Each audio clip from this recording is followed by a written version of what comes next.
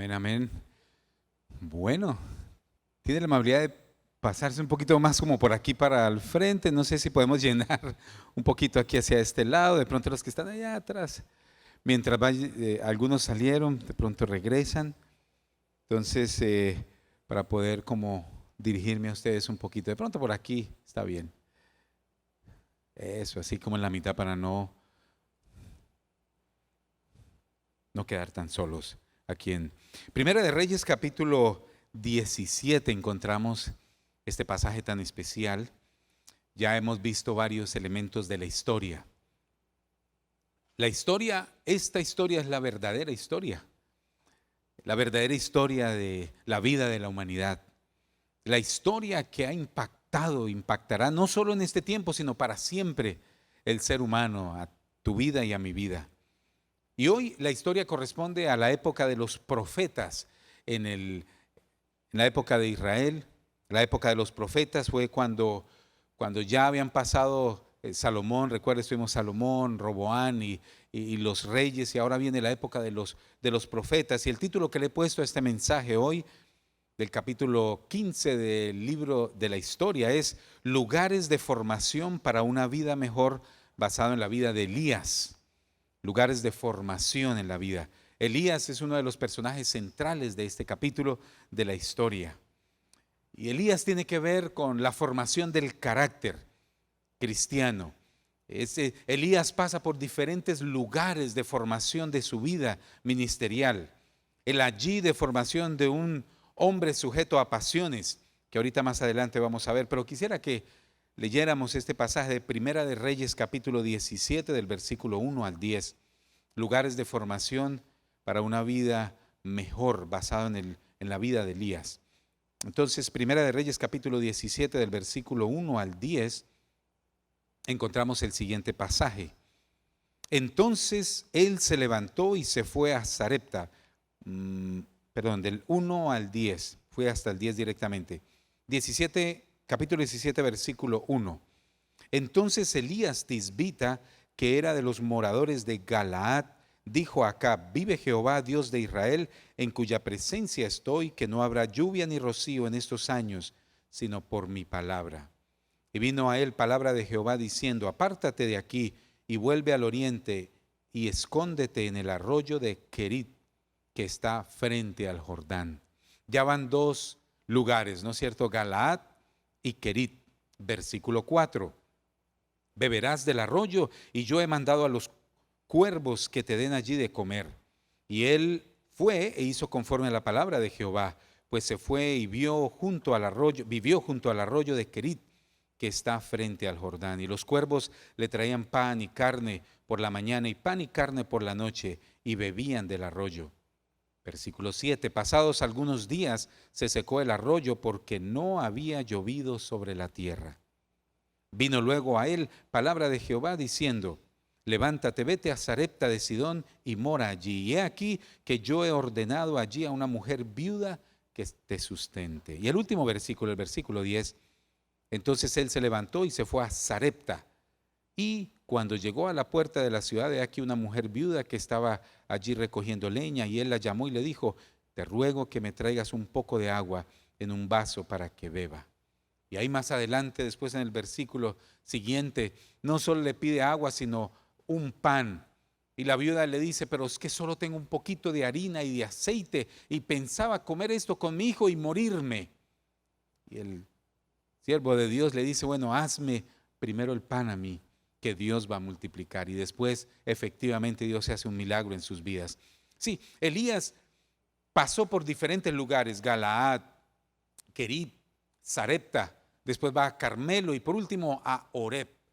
Son lugares que aparecen en ese Primera de Reyes capítulo 17, 18, 19. Y ahí encontramos esos lugares al cual Dios llevó a Elías. Para Elías fueron lugares geográficos. Para nosotros son circunstancias que nos moldean y nos van formando poco a poco. ¿Sabes tú en qué lugar estás?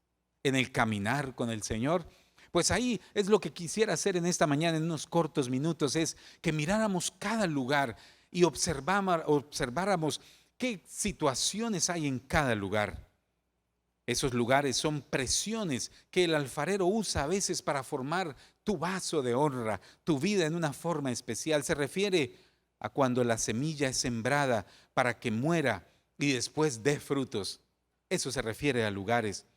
Pareciera en este caso que Dios no tomará en cuenta nuestras medallas, títulos o diplomas, sino las cicatrices que llevamos a veces en la vida mientras caminamos con el Señor.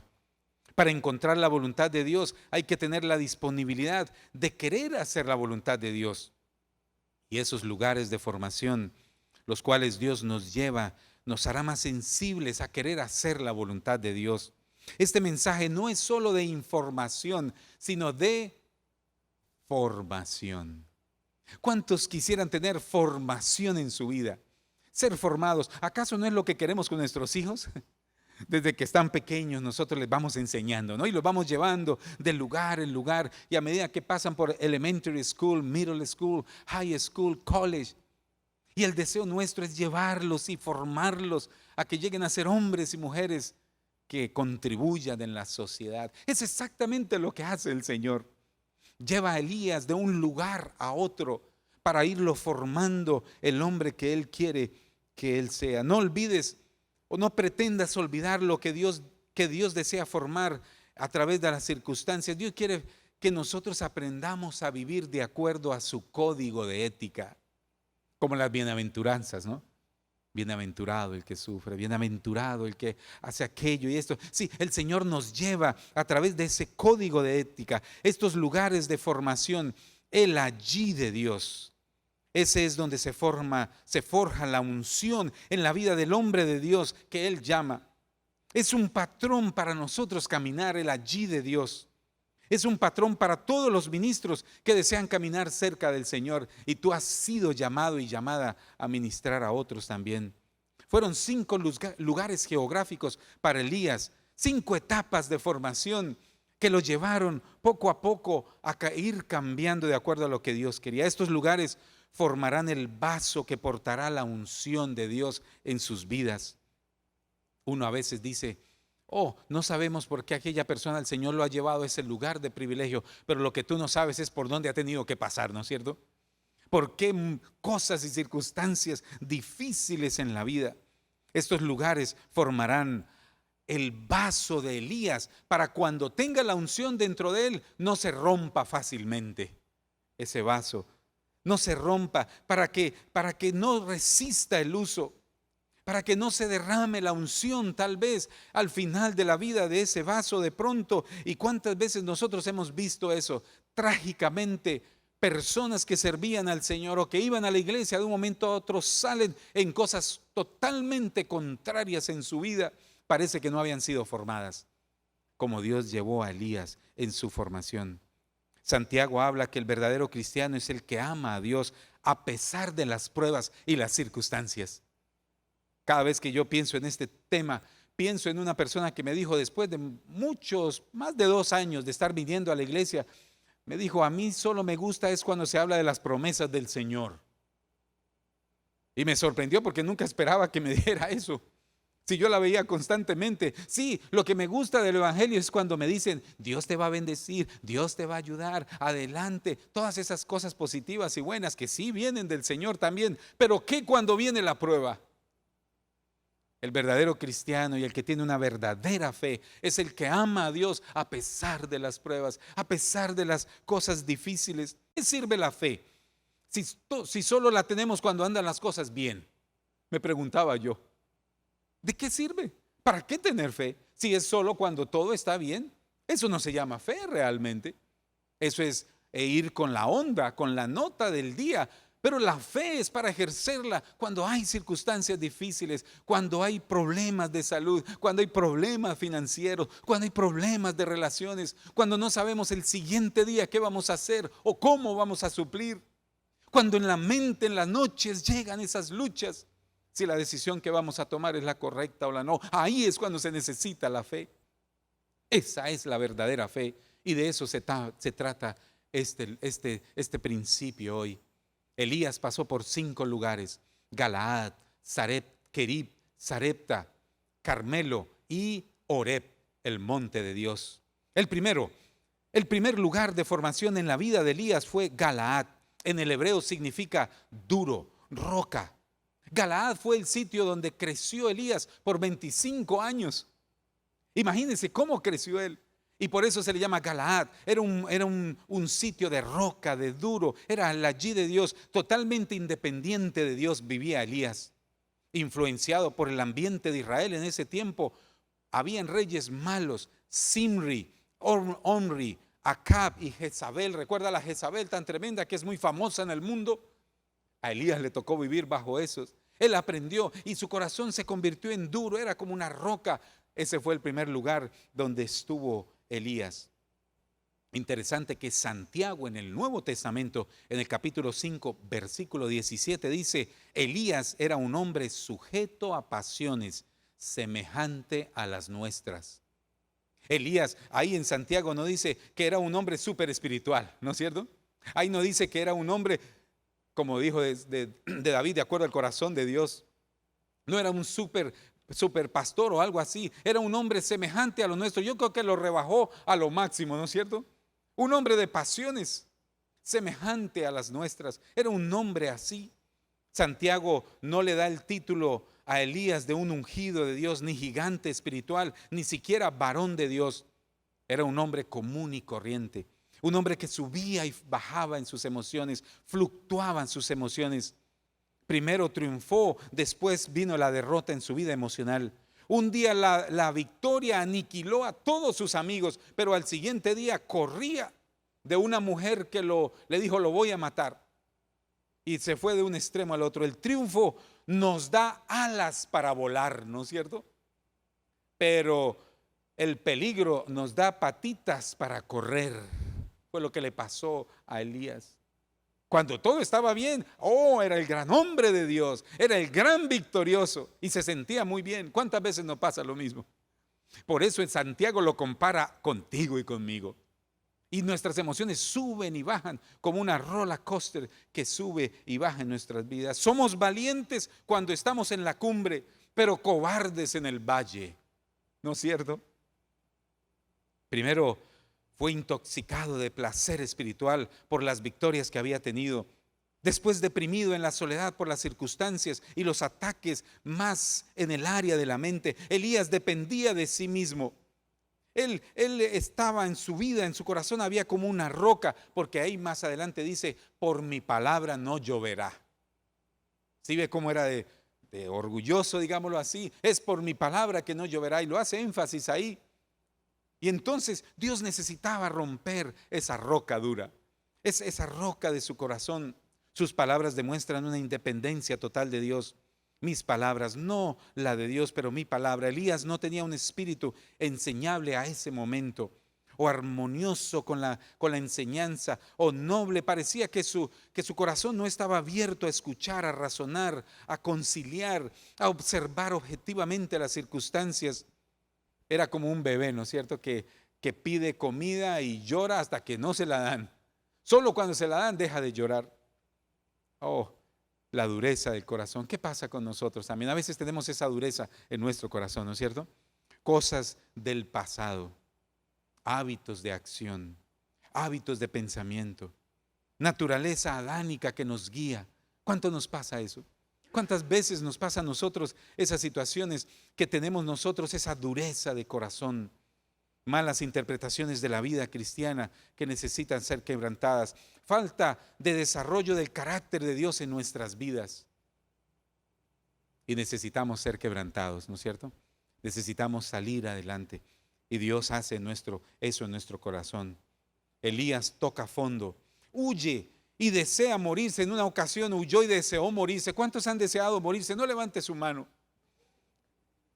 Es que esta situación no me la aguanto más. Quisiera salir corriendo.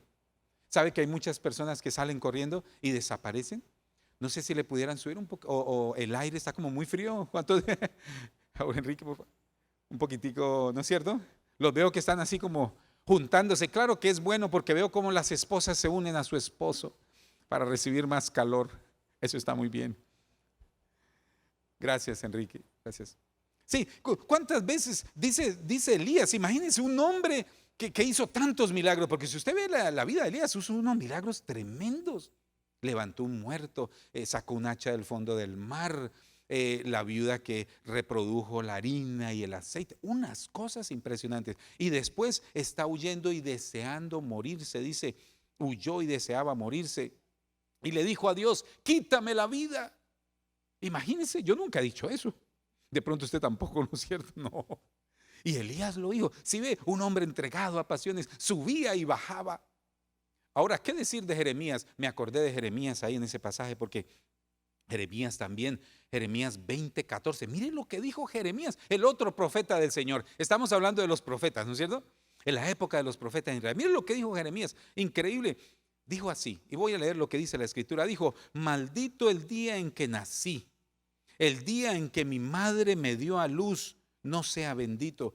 Maldito el hombre que dijo nuevas a mi padre diciendo, hijo varón te ha nacido, haciéndole alegrar mucho. Imagínense en Jeremías, el profeta llorón de la palabra, un gran profeta del Señor. Pero dijo así esas cosas tan tremendas. No nos admiremos nosotros mucho, ¿no es cierto? No seamos tan duros con Jeremías y con Elías. Si Jeremías hubiera sido mexicano, ¿cómo diría? No diga eso, ni lo piense. No diga. No queremos escucharlo. Un hombre entregado a pasiones.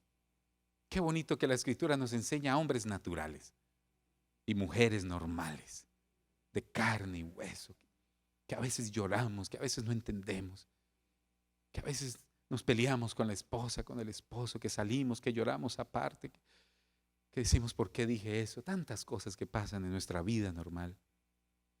Pero Elías necesitaba ser quebrantado y formado, y Dios tiene paciencia. Segundo punto, el segundo lugar de formación en la vida de Elías fue Kerit, que en hebreo significa quebrantamiento, quebrado. ¿Qué sucedió? Quebrantamiento es el camino de Dios para la bendición. Pero quebrantamiento es la última cosa en el mundo que la gente de Dios quiere. Quebrantamiento. La escuela del quebrantamiento gradúa estudiantes excepcionales. Yo he estado, me acuerdo, cuando estudié teología 4 años en el colegio bíblico, hace muchos años, todavía estaba soltero, y yo me fui al colegio a estudiar, siempre queriendo servir al Señor, y yo les he contado cómo el día de graduación nadie estuvo conmigo. Y por ahí me tomaron unas fotos algunos amigos y después me las regalaron, las únicas fotos que tengo. Pero yo me sentí muy mal, Señor, nadie está conmigo. Pues mi familia en Colombia, aquí no tenía ninguna así amigo cercano que fuera el día de graduación. Y yo vi que todos mis amigos se fueron con sus familiares a celebrar a los restaurantes y yo me quedé solo. Y después de eso se iban sus camionetas y todo y se fueron. Y me quedo yo ahí en el seminario y como que apagaron la mitad del edificio, entonces era oscuro. Eso estaba feo. Yo dije, Señor, y me da esa tristeza. Señor, ¿qué pasa, Padre? Sí, Señor, en este momento. Pero yo entendía que el quebrantamiento era importante. Y sabe que en muchos años de mi vida el quebrantamiento gradúa estudiantes excepcionales. Más que la teología, más que el conocimiento, más que los recursos, más que la heredad. Tal vez que un joven pueda tener de un papá que tal vez tuvo un ministerio y se lo heredó a su hijo. Más que cualquiera de esas cosas, el quebrantamiento en el corazón hace estudiantes excepcionales en el ministerio. Después de muchos años yo me puse a pensar, ¿cuántos estábamos en el ministerio de los que nos graduamos esa noche? Para mi sorpresa, yo era el único que estaba a tiempo completo. Full time, y ese día nos grabamos como 60 y más de otros grados. ¿Cómo así? ¿Cómo es posible? Hay muchos ayudando en iglesias y todo, pero full time en el ministerio, yo era el único. Señor, gracias, porque es a través del quebrantamiento como uno aprende a amarte a ti incondicionalmente. Con dinero, sin dinero, con salario, sin salario, con lo que venga o con lo que haya. Señor, presionar fuertemente y seguir adelante. Qué importante es eso. Donde Charles Swindoll dijo en una ocasión, al que Dios quiere usar grandemente, lo quebranta profundamente. ¿Quiere ser usado por el Señor? Sí, al que Dios quiere usar grandemente, lo quebranta profundamente. ¿Sabe que ese es el modelo divino? Y Elías necesitaba pasar por el quebrantamiento. Hay un principio en las Escrituras desde Génesis hasta Apocalipsis y es evidenciado a todos los que leen las Escrituras, y es mi posibilidad o imposibilidad para que Dios te use o me use depende de mi grado de quebrantamiento delante de Él.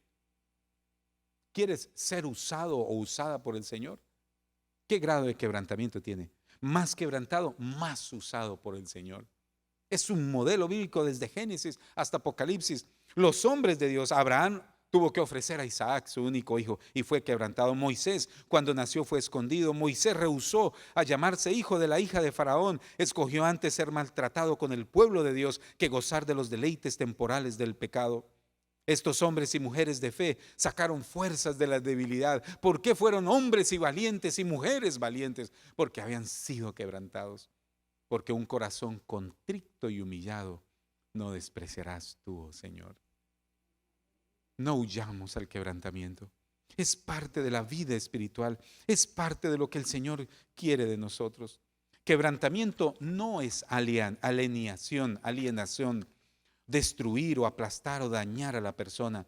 Quebrantamiento es el camino a la superproducción que va a salir de una vida transformada por el Señor. Para nosotros son circunstancias que nos moldean. Promesas durante el quebrantamiento, antes de pasar al siguiente punto. ¿Cuáles son las promesas cuando pasamos por el quebrantamiento? Tal vez tú estás pasando hoy por quebrantamiento en diferentes situaciones de su vida. Mire las promesas del Señor para tu vida hoy. Número 1, Dios te quebrantará, me quebrantará con amor, no con enojo. Qué bueno. Ese quebrantamiento es con amor, es para llevarte a algo mejor. Fue lo que Dios hizo con Elías. Número 2, Dios va a tener límite en su quebrantamiento con tu vida.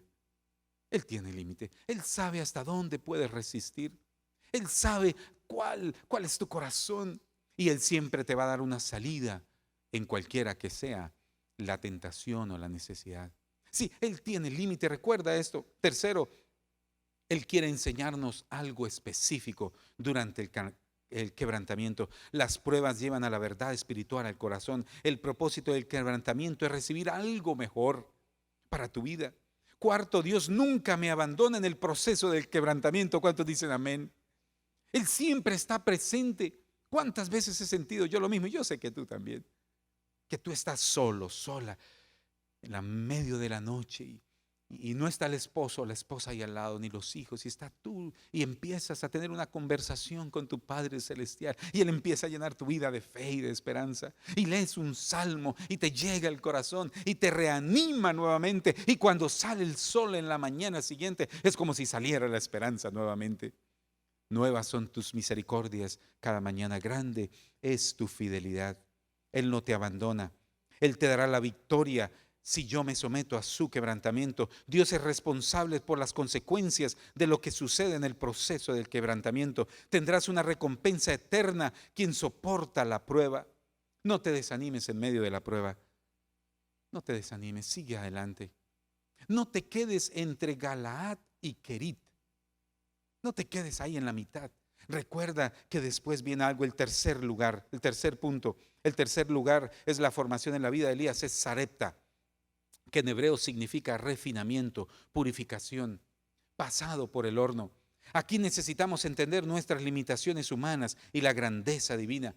Si tú y yo necesitamos ser refinados, sí entendemos que es refinado en nuestra forma de hablar, refinados en nuestra forma de comportarnos, refinados en nuestra forma de actuar, refinados en la forma que manejamos las finanzas, refinados en la forma que damos un consejo, refinados en la forma que oramos. Y Dios quiere refinar tu vida como un precioso metal. Sí, Elías en ese momento entendió, dijo: Señor, yo solo quedo. Pero el Señor le dice: no, hay 7,000 más que no han doblado rodillas. Elías necesitaba ser refinado. Es aquí donde es pulido el diamante, como Dios lo quiere formar. Sí, el diamante se forma bajo presión, calor y tiempo. El diamante, a más de su belleza, es fuerte. En su estado alotrópico del carbón, tiene la característica de que raya todas las otras piedras preciosas. No es rayado por ninguno, pero raya a los otros. Por eso el diamante es tan costoso y se utiliza en elementos electrónicos muy sofisticados, porque puede rayar todos los otros metales. Dios te quiere llevar a ese punto de refinamiento. Que tus palabras tengan autoridad, que tus palabras lleven consuelo de sabiduría a los otros. Que todo lo que toque tu mano sea bendecido en el nombre de Jesús. Que tu presencia donde esté haga una influencia positiva. Que los demonios salgan corriendo cuando tú llegas ahí, porque estás refinado por el Espíritu Santo. Y sí es posible porque hoy tenemos más que Elías, tenemos el Espíritu Santo. Y tenemos toda la palabra del Señor. Y tenemos la iglesia. Por eso es tan importante la iglesia. Porque la iglesia nos anima, nos ayuda, nos instruye y nos pule los unos a los otros. Y Dios envía a Elías a que sea sustentado por una viuda, imagínense. En el pueblo de Israel, las viudas se cuidaban. A las viudas no se les pedía, menos la última comidita que tenían antes de morir, como ella lo dijo. ¿Cómo es posible el hombre de Dios haciendo eso? Pero Dios quería refinar la fe de Elías. Te voy a sustentar por una viuda, la más sencilla, la más noble. Y así sucede. Una viuda lo sustenta. Él le pide aquel alimento y ella lo hace en fe. Los dos fueron probados en fe, ¿no es cierto? La viuda por hacer ese último comidita, esas últimas tortillas que le quedaban, era la última masita que tenía, era un poquitico, y dijo: le voy a hacer las tortillas a este hombre de Dios y me voy a quedar sin nada. Pero ella creyó en fe y él también creyó que Dios iba a proveer, y efectivamente así lo hizo. Es aquí donde somos mejorados por el servicio. Es aquí donde somos restaurados para una mejor relación. Es aquí donde son rotas las cadenas que atan nuestra vida y aprendemos a depender del Señor. Imagínense lo bueno que sería levantarnos en la mañana y decir: Señor, tú vas a proveer hoy. No sé cómo, Señor. No tengo trabajo tal vez. Las circunstancias están muy difíciles. Los biles continúan creciendo. Los intereses, Señor, pero yo confío en ti. ¿Se imagina esa vida tan satisfecha, tan agradable? Y que llega la noche y poder ir a dormir, Señor, en paz. Me acostaré y así mismo dormiré, porque solo tú, oh Jehová, me haces vivir confiado que mañana tú vas a proveer. Así sea a través de una viuda sencilla, así sea a través de algo pequeño, así sea a través de esto, pero se llenarán las vasijas, las harinas, la comida no escaseará, ni el aceite tampoco escaseará. Somos mejorados. Dios hizo el milagro al multiplicar la harina y el aceite. Él muestra la fe que es renovada. Después de pasar y saltar por aquellas situaciones, y sí, el Señor nos llama. Y cuarto, vamos al cuarto punto y después al quinto. El cuarto lugar de la formación de la vida de Elías fue el Monte Carmelo, que en hebreo significa prosperidad. Es un lugar fructífero donde salen las cosechas. No se llega allí hasta no haber pasado por el refinamiento y quebrantamiento. Aquí vemos los resultados del quebrantamiento. Aquí vemos los frutos. Aquí observamos que fuimos plantados, no enterrados. Ser plantados significa que después se pueden dar frutos. Elías desafía a los sacerdotes de los dioses paganos de Baal, como 450 profetas de Baal, del dios falso, y los 450 de Baal y 400 de Acera. Y Elías los desafía y desafía al pueblo de Dios. ¿Hasta cuándo claudicaréis entre dos pensamientos? Si Jehová es Dios, seguidle, y si es Baal, pues id en pos de él. ¿Hasta cuándo van a estar inseguros? ¿Hasta cuándo el llamado de hoy del Señor sería: vamos a depender de nosotros o vamos a depender de Dios? ¿Vas a depender del seguro social o vas a aprender a depender del Señor? ¿Vas a aprender de lo que tienes en el banco o vas a aprender a depender del Señor? ¿Vas a aprender a depender de tus hijos, de lo que puedan enviarle cuando ya eres adulto? ¿Vas a empezar a depender del Señor? ¿Vas a empezar a depender de tus fuerzas y solo tus fuerzas o del Señor? Que tus palabras tengan ese sentido. Sí, y él aprendió a depender del Señor. Y como ustedes saben muy bien, él acabó con todos los dioses, con todos los sacerdotes del dios falsos de Baal. los 450, y los mató a todos literalmente. Y en el holocausto que hizo Elías bajó fuego del cielo. Imagina ver fuego del cielo, bajó y consumió todo el holocausto. Sí, fue allí en el monte Carmelo donde hubo prosperidad. Pero también hay otro elemento en el monte Carmelo. Fue cuando Elías dijo: ahora voy a orar para que vuelva la lluvia. Y mandó a su siervo 7 veces a mirar para que mirara a ver si había la lluvia, porque había habido varios años sin lluvia y todo se estaba secando. Y ahora entonces Elías le dice a su siervo: ve y mira a ver si ya viene la lluvia. Y efectivamente el siervo le dice: veo como una mano pequeña, una nube pequeña que viene del mar. Y posteriormente llovió grandemente. Incluso él mismo salió corriendo y llegó primero a un pueblo, digámoslo así, que el rey, porque corrió victoriosamente. Y Primera de Reyes 18:46 dice: y la mano de Jehová estuvo sobre Elías, el cual ciñó sus lomos y corrió delante de Acab hasta llegar a Jezreel. Las victorias nos dan alas para correr. Pero ahora vemos que sucede lo del monte de Horeb. Antes de llegar al monte al Horeb, que significa el monte de Dios, pero también antes significa desierto. Horeb significa desierto, pero en Primera de Reyes lo llama el monte de Dios. Antes de llegar allá, Elías primero pasó por su propio desierto para lograr llegar al monte de Dios. Acá el rey le contó lo que sucedió a su malvada esposa Jezabel, que era enemiga de los sacerdotes de Dios. Jezabel envió mensajeros a Elías diciéndole: te voy a matar como tú hiciste con los sacerdotes allí en el monte Carmelo. Elías huye de las amenazas y se va y quiere morirse. Sí, como hablábamos ahorita, sus emociones se van. Después de semejante victoria, ¿cómo es posible, no es cierto? Nosotros diríamos: si yo viera esos milagros, yo sería diferente. No, somos lo mismo. Se nos olvidan las cosas. ¿Acaso Dios no ha hecho milagros contigo? Sí, ¿no es cierto? Todos hemos visto milagros, yo también. Y después se nos olvida cuando viene la crisis. Eso le pasó a Elías. Pero ¿sabe qué me llama la atención?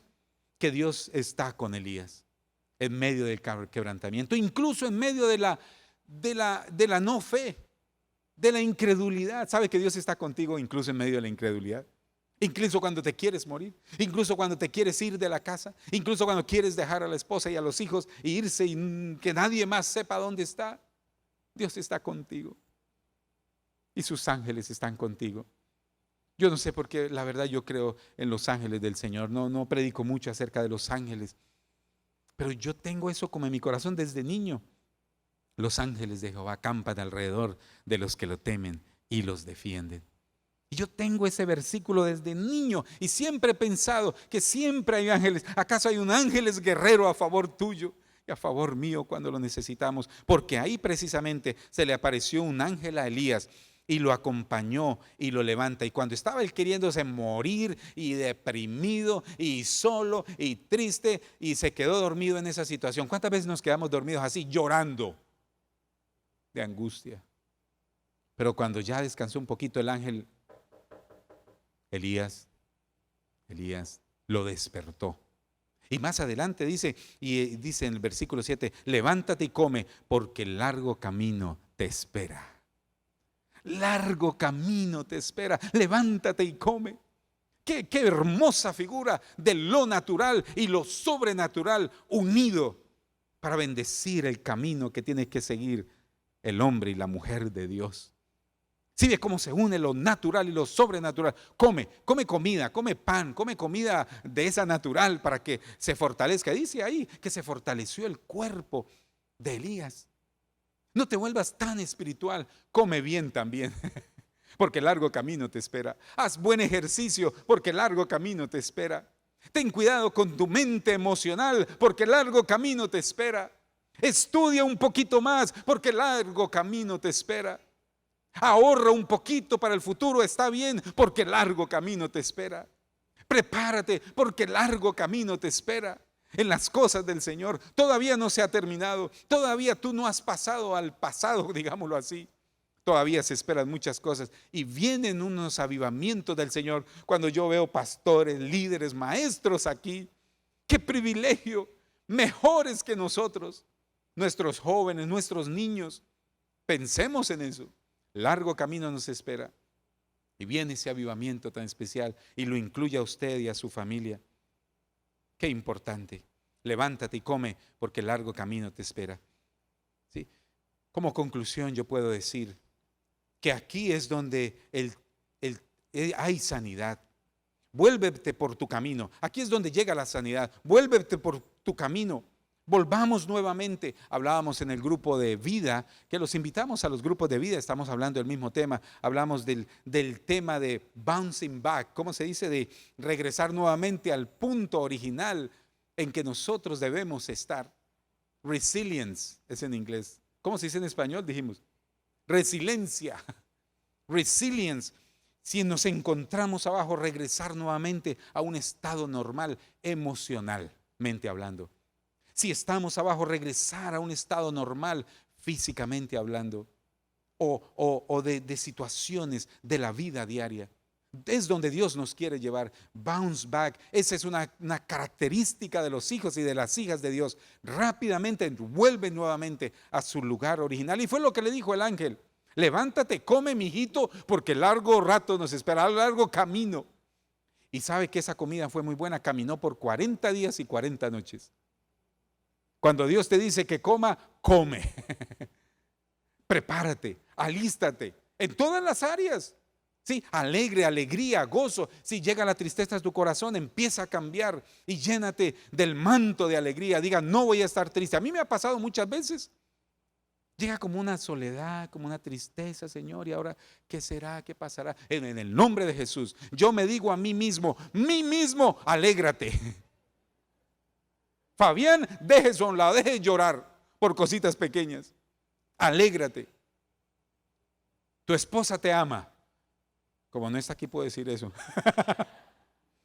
Sí, me ha tocado decirme que uno de hombre se le meten cosas en la cabeza. Ella te ama. Ella te ama. Ella te ama. Sí, estábamos ayer con la reunión de parejas. Si usted tiene interés en esa reunión de pareja, y tú hable con Becky y Enrique, y ellos nos están liderando las parejas en la iglesia. ¿Sí? Qué importante es ese movimiento de empezar a aprender y a decirnos a nosotros mismos, sí es posible, soy más que vencedor, soy victorioso en el nombre de Cristo Jesús. Aquí es el tiempo donde hay restauración en el ministerio. Si tú tienes un llamado, sigue adelante. Si tú tienes en tu llamado, en tu corazón, en tu mente, que Dios te ha llamado a un ministerio, no lo dejes escapar ese sueño, ese deseo. Llénate de fe en el nombre de Jesús, porque se van a necesitar mucho ministerio abundante. Los 5 ministerios, pastores, maestros, evangelistas, profetas, pastores, todos ellos, los 5 ministerios y los dones espirituales, necesitamos que fluyan con libertad para que sea un movimiento antes de que Cristo venga. Aquí es tiempo de comunión con el Señor. Aquí es tiempo de madurez permanente. Aquí es tiempo donde reconocemos nuestra pequeñez y su grandeza. Aquí es donde somos preparados para afrontar los desafíos de la década. Hoy tenemos desafíos grandes que antes no tuvimos o que nuestros jóvenes o cuando éramos jóvenes no teníamos, pero hoy hay grandes desafíos y Dios está formando nuestro corazón. Tú eres parte de ello. Tú puedes entender el mensaje aquí. Yo te veo a ti como Elías también, porque así era yo también. Decía, Señor, yo sé que es posible y así es para ti. Galaad, dureza que necesita ser quebrantada. Kerit significa quebrantamiento, Sarepta significa refinamiento, Monte Carmelo, prosperidad, Horeb, el monte de Dios, un compromiso para llegar a las cosas del Señor. Levántate y come, porque gran camino, abundante camino, un largo camino te espera. ¿Tú te puedes ver así realmente hoy? Que tú eres parte importante de la comunidad, de tu familia, de tus hijos. Y de muchos otros de la comunidad. Esta semana recibí una carta del concejal de esta área pidiéndonos ideas de cómo ayudar a nuestra comunidad como pastor hispano aquí en Crossroads, en esta área. Y yo me puse a pensar, Señor, qué bueno que ahora puede uno decir, bueno, ¿qué es lo que necesita nuestra comunidad? Sí, esa es la iglesia, la sal de la tierra, la luz del mundo, ¿no es cierto? Pero si la luz no alumbra, ¿de qué sirve? Si la sal no persevera o preserva, mejor iba a decir, ¿De qué sirve la sal? Si la fe es solo para cuando estamos gozosos y nos olvidamos de que la fe es para avanzar en momentos de crisis también. Dios está formando nuestros corazones. Dios está formando tu corazón. Valora lo que tienes en tu mente y corazón. Valora tu vida, valora tu familia, valora tus recursos y reprodúcelos para la honra y la gloria del Señor. Habla a otros de Cristo, ora por otros, bendice a otros, porque ese es el trabajo que tenemos nosotros hoy en esta vida. Vamos a orar al Señor y vamos a concluir hoy diciéndole al Señor, Señor, yo quiero ser